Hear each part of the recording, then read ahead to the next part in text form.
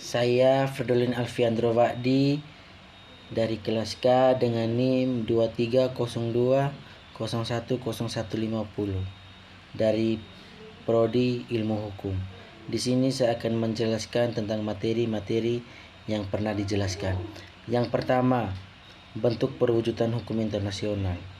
Bentuk perwujudan hukum internasional adalah bagaimana hukum internasional diekspresikan dan diterapkan dalam praktik hubungan antar negara yang meliputi yang pertama, perjanjian internasional, 2. Kebiasaan internasional, 3. Prinsip-prinsip umum hukum, 4. Keputusan pengadilan internasional, dan kelima, pengadilan ahli atau doktrin. B. Sejarah perkembangan hukum internasional.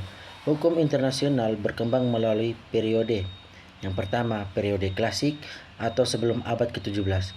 Dasarnya adalah hukum alam dan kebiasaan antar negara dengan pemikiran awal seperti Hugo Grotius yang dikenal sebagai Bapak Hukum Internasional.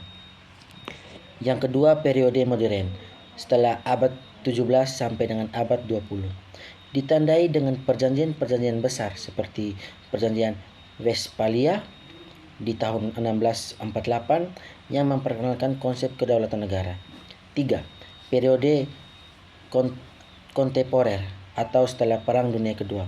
Lahirnya organisasi internasional seperti Perserikatan Bangsa-Bangsa atau PBB dan penguatan perjanjian multilateral untuk menjaga perdamaian, hak asasi manusia, dan lingkungan.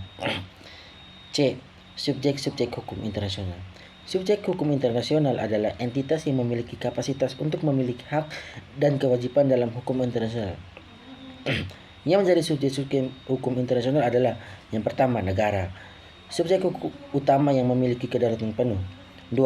Organisasi internasional seperti PBB yang memiliki peran dalam kerjasama antar negara. 3. Individu. Dalam konteks tertentu, misalnya melalui pengadilan hak asasi manusia atau pengadilan pidana internasional. 4. Kelompok pejuang kemerdekaan. Dalam situasi tertentu seperti perjuangan dekolonisasi. 5. Entitas khusus, contohnya Tahta Suci Vatikan atau Palang Merah Internasional. D. Sumber-sumber hukum internasional. Sumber utama hukum internasional sebagai diatur dalam pasal 38 Statuta Mahkamah Internasional. Yang pertama, perjanjian internasional atau treaties. 2. Kebiasaan internasional atau international custom. 3. Prinsip-prinsip hukum umum hukum atau general principle of law. 4. Keputusan pengadilan dan pendapatan ahli atau subsidiary means sebagai sumber tambahan untuk membantu interpretasi. E. Hubungan hukum internasional dan hukum nasional. Hubungan ini dapat dijelaskan melalui dua teori. Yang pertama, teori monisme.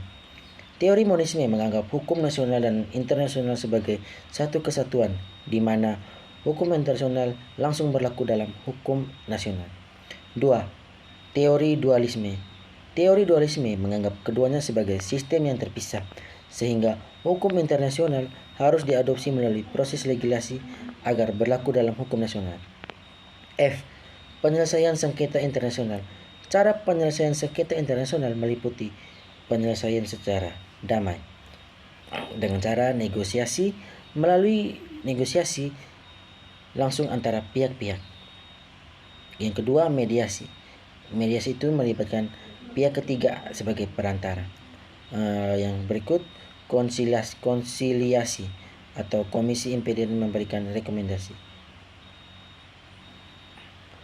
Penyelesaian melalui paksaan, misalnya sanksi ekonomi, embargo, atau bahkan intervensi militer dalam konteks tertentu.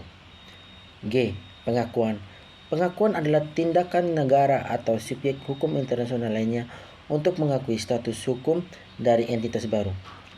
Berikut adalah bentuk-bentuk pengakuan. Yang pertama, pengakuan negara, pengakuan atas eksistensi suatu negara baru. 2. Pengakuan pemerintah, yaitu mengakui pemerintah suatu negara yang baru atau setelah perubahan politik. Yang ketiga, de jure, pengakuan penuh yang bersifat permanen. Yang keempat, de facto, pengakuan sementara berdasarkan fakta tanpa implikasi hukum jangka panjang. Pengakuan ini penting untuk legitimasi dalam hubungan internasional. Sekian dari penjelasan video saya, semoga dapat dimengerti dan dapat berguna bagi semuanya. Salam hormat. Terima kasih.